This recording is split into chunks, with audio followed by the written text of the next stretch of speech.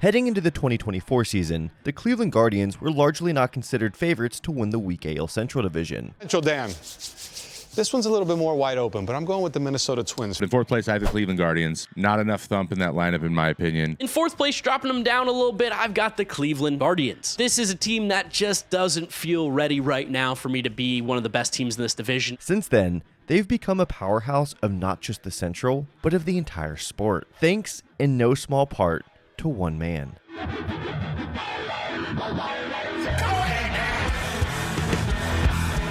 Back his angle. He's out of room. He's out of here. Naylor's done it again. Yes, indeed.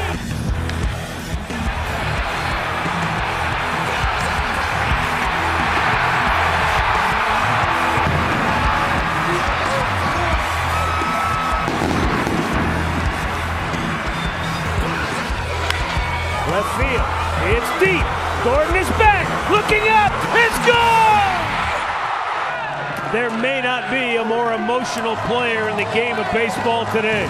Joshua Douglas James Naylor was born in Mississauga, Canada, Toronto's sister city. From a young age, Naylor took an interest in baseball, even admitting that one time he pissed himself while taking batting practice with his dad because he didn't want them to stop, only to immediately hit a home run off the next pitch, solidifying his place as doing the coolest thing any child has ever done immediately after peeing in their pants. Naylor had to sacrifice much of his youth in order to become one of Canada's best amateur players. All the work paid off, however, as he got to compete for the Blue Jays of the Premier Baseball League of Ontario, as well as be a part of Canada's junior national baseball team. One coach for the Ontario Blue Jays even claimed that during batting practice, Naylor struck a light tower in right field, and just like the scene from The Natural, shattered one of the lights, creating a spark that sent his team into a hysteria. He really made a name for himself outside of Canada when he competed in the 2014 Junior Home Run Derby at Target Field, finishing runner-up to Lucan Baker. Later that year, his team was stranded in Mexico and left without running water, electricity, or any way to communicate back home when Hurricane Odile struck Tijuana while they were playing in the Pan American Championship tournament, even having to take refuge in a juvenile jail to which Naylor refused to sleep in the beds because, well, they were covered in blood. In 2015, he was drafted 12th overall at the age of 17 by the Miami Marlins, not only becoming the highest draft pick from Canada, but also the youngest. Just like another famous Cleveland player, Josh was involved in a knife incident that took place while he was still in the minors. In June of 2016, he attempted a knife prank on teammate and roommate Stone Garrett in their Greensboro apartment when he accidentally sliced Garrett's right thumb open, requiring 3 stitches. Now, it is important to remember that this was 2016, when channels such as Prank Invasion and Joey Salad were hard to escape. I tried to find the video that Naylor was trying to emulate, but with no success. The Marlins were less than thrilled with Naylor after he cut open their 4th-ranked prospect, and traded him to the Padres as part of a package that included Luis Castillo, whom the Padres weren't thrilled with for some reason, returning him to the Marlins a few days later.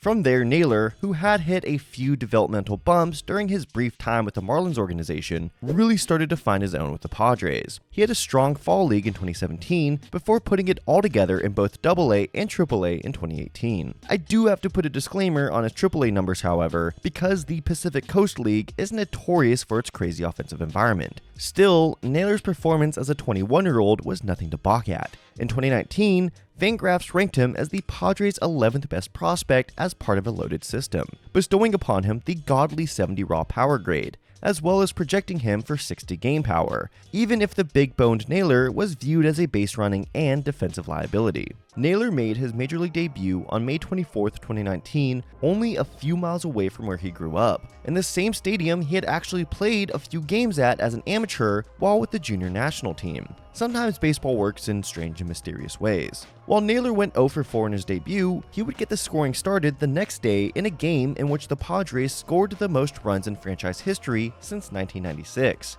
A game started by fellow Canadian and occasional Captain Obvious cosplayer Cal Quantrill. While his rookie numbers were nothing to write home about, one fact about Naylor was hard to ignore. The dude could hit tanks. His average homer distance that year was higher than sluggers such as CJ Cron, Rhys Hoskins, and Matt Olson. Naylor was traded to the Indians in the middle of the 2020 season as part of the Mike Clevenger deal. He was fit into their crowded left field situation to end the shortened season, but he made a name for himself in the AL Wildcard Series by becoming the second lefty swinging big boy whom Garrett Cole is legally required to call daddy. This would be the start of a rather cantankerous relationship between Naylor and the Yankees. Naylor got off to a slow start in 2021, but was starting to heat up before disaster struck. I am going to show this injury, but be warned, it is gruesome. It makes my skin crawl, and I have a pretty high tolerance for stuff like this. Naylor collided with second baseman Ernie Clement, did a full 360 before all of his weight landed on his right ankle, fracturing it in multiple places. For me, this is one of the worst baseball injuries we've seen in the 21st century, up there with Kevin Pillar getting drilled in the face and Ronald Acuna Jr.'s ACL tear. This is the type of injury that could derail a player's career. So naturally, Josh Naylor had his best season a year later. While his surface stats were good, it was in clutch situations Naylor really shined. He had the third best OPS in late and close situations behind only Aaron Judge and Thairo Estrada.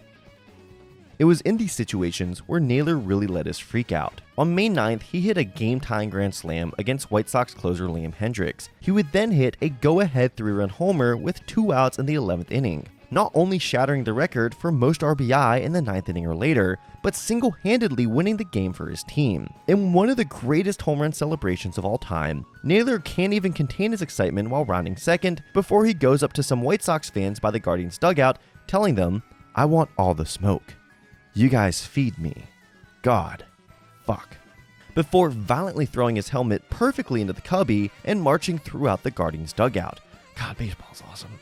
About a month later, he would hit his first walk-off homer against another division foe. Guardians manager Terry Francona wanted to celebrate with him, but knew there would be an impending headbutt from the human equivalent to an F5 tornado. Tito used his resources and joined the celebration donning a batting helmet, protecting his elderly head from Naylor's blow. Oh, by the way, the starting pitcher that game, his fellow Canadian Cal Quantrill. Naylor credited his sudden amped-up nature in these situations to the feeling that every game could be his last, because at one point, he believed it to be true. Naylor's clutch hitting and ferocity amped a Guardians team up to a first-place finish in the AL Central that year. In Game 4 of the ALDS, his uncontained energy was broadcast to a national audience.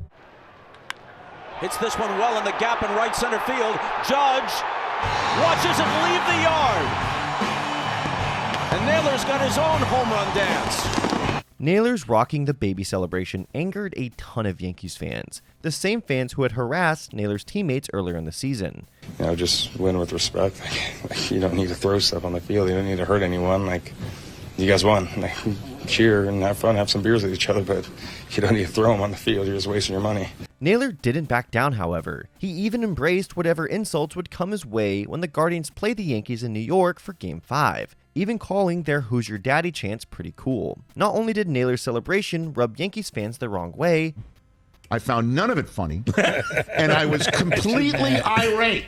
It rubbed their players the wrong way as well. Garrett Cole mockingly called it cute, and Gleyber Torres imitated it after receiving the final out of the series. Even non-Yankees players would start mimicking the celebration. 2023 was a huge year for Josh, as his little brother and by proxy Garrett Cole's uncle, Bo, who was drafted by Cleveland while Naylor was still with the Padres organization, would begin to receive extended playing time for the Major League team. He also began volunteering for the Ronald McDonald House in Cleveland to provide meals for families in need, which he did throughout the season. Karma seemed to be on Josh's side as he was putting together his best year at the plate before going down with a strained oblique that forced him to miss all of August. Despite this, Naylor posted a career-high slash line while continuing to make a name for himself as a clutch player. Now in 2024, Naylor is a key contributor to a Guardians team that has surprisingly taken the baseball world by storm. On National Siblings Day, Josh and Bo became the 6th pair of brothers to homer in the same inning, joining the Ripkins, Uptons, and Wainers. And Josh even started a new celebration I can only call the Self-Boykin Nation. He's already set career highs in homers, walks, runs scored, and is on pace to break several other personal bests as it continues to show that he is one of the best clutch hitters in the game.